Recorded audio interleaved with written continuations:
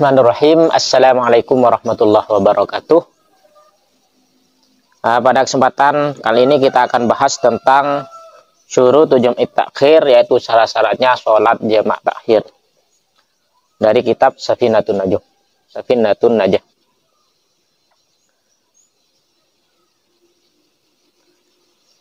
Qala musannifu rahimahullahu ta'ala wa nafa'ana bi ulumihi fid dharain amin. Faslun syurutu jam'i takhiri isnani niyatut takhiri wa qad baqiya min waqtil ula ma yas'uha wa dawamul udri ila tamamis niyati.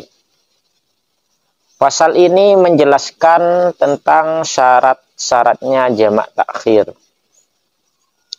Jadi dalam perjalanan kita itu diperbolehkan untuk mendahulukan ataupun mengakhirkan sholat, dikumpulkan dengan sholat yang lain.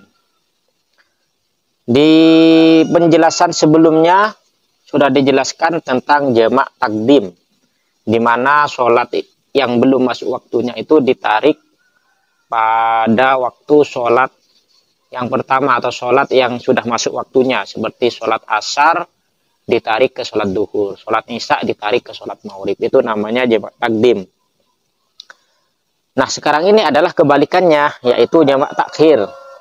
Artinya diakhirkan. Semisal sholat duhur, kita tidak sholat, namun diakhirkan nanti waktu pas sudah masuk waktu asar. Atau contohnya lagi seperti sholat maghrib, ketika sudah masuk sholat maghrib, kita tidak langsung sholat, tapi diakhirkan hingga waktunya isya. Namun di situ ada syarat-syaratnya, diantaranya adalah bepergian. Bepergian ya, dalam perjalanan yang nyampe kurang lebih 80 km. Nah, untuk jamak di sini sekarang kita bahas jamak takhir. Artinya sholat duhur dikerjakan di waktunya sholat asar, sholat maghrib dikerjakan di waktunya sholat isya. Karena kemungkinan masih dalam perjalanan, sehingga nanti diperkirakan misalkan sholat asarnya akan nyampe di Ampel. Contohnya misalkan kita dari Sumeneb mau ziarah ke Ampel.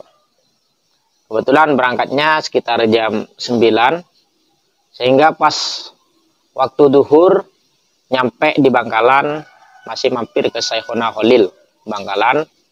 Nah, di sana sudah masuk waktu duhur, namun karena ingin cepat-cepat nyampe ke Ampel, ya, maka dia tidak sholat dulu di Ampel, di Bangkalan tidak sholat duhur dulu, namun dia niat dalam hatinya sholat duhurnya tersebut akan dijamak takhir, akan diakhirkan nanti, akan dikumpulkan dengan sholat asarnya di Ampel, seperti itu.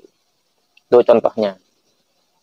Atau contohnya lagi seperti sholat maghrib, karena ini maghrib waktunya sebentar ya, dan kalau kita mau sholat tidak memungkinkan karena masih dalam perjalanan.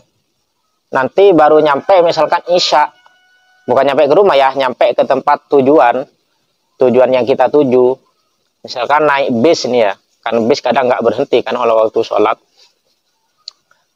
Misalkan kita mau ke Jember, dari Sampang mau ke Jember, berangkat setelah asar, setelah sholat asar berangkat, tentunya sholat maghribnya nanti ada di tengah perjalanan, atau mau dekat-dekat lah ke Pasuruan misalnya, ke Pasuruan.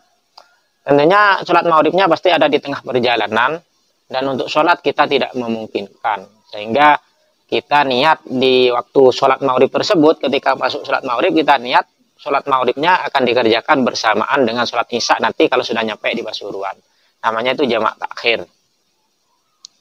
Nah, untuk syarat-syaratnya di sini jamak takhir itu ada dua. Yang pertama niyatut takhir, syurutu jam'i takhir isnani. Jadi syarat-syaratnya jamak takhir ada dua. Yang pertama adalah niyatut takhir wa qad baqiya min waqtil ula ma yas'uha. Jadi harus niat jamak takhir di waktu sholat yang pertama. Artinya di waktu sholat duhur atau di waktu sholat maghrib, kalian itu sudah berniat di dalam hati untuk mengakhirkan sholat duhur ataupun maghrib ke waktu waktu sholat yang setelahnya, yaitu kalau duhur ya ke asar, kalau maghrib ya ke isya. Dan niat tersebut harus dalam lingkup waktu sholat yang pertama, artinya waktunya sholat yang pertama itu belum habis, belum masuk waktu isya, belum masuk waktu asar, jadi masih dalam waktu duhur. Jadi sudah masuk waktu duhur, udah mulai niat, bis. Atau paling akhir ya sekiranya ma yasa'uha, sekiranya waktunya itu masih cukup untuk digunakan sholat duhur, masih ada waktu untuk digunakan waktu sholat duhur, kita masih bisa niat di sana. Sekiranya waktu itu masih cukup untuk digunakan sholat maghrib, maka kita masih boleh niat di sana untuk melakukan niat jamak takhir. Nah nanti kalau pas sudah masuk waktu isya, ya tinggal dikerjakan saja, ya tinggal dikerjakan sholat maghribnya dulu, kemudian sholat isya, seperti itu.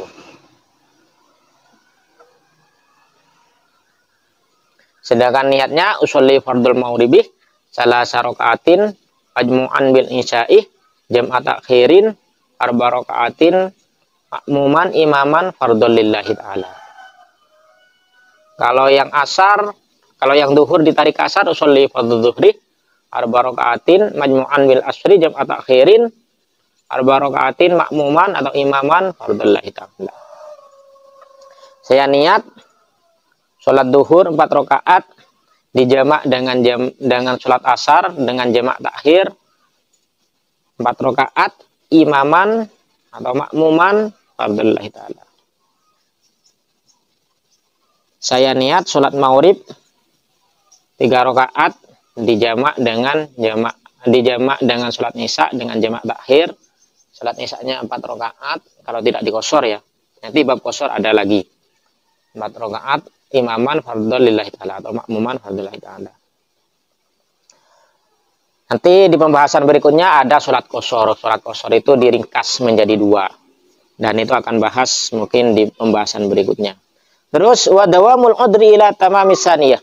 Harus udurnya itu masih ada ketika kalian sampai sempurnanya sholat yang kedua. Jadi ketika sudah masuk waktu isya, kalian sholat maghrib jamak takhir, terus setelah itu sholat isya, itu udurnya harus tetap ada.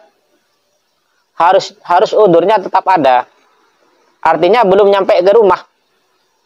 Misalkan kalian pulang nih, sudah pulang dari Pasuruan, mau pulang ke Sampang, jadi sholatnya yang sampai selesainya sholat isya, selesai sholat maghrib terus isya, itu belum nyampe ke batas desa. Belum nyampe ke rumah, artinya harus sholat di luar batas desa, atau di luar ya di luar desa kita lah, karena agar masih disebut sebagai musafir atau orang yang masih dalam perjalanan, karena udurnya itu berupa udur perjalanan, seperti itu. Mungkin itu aja penjelasan tentang syarat-syarat sholat jamak takhir.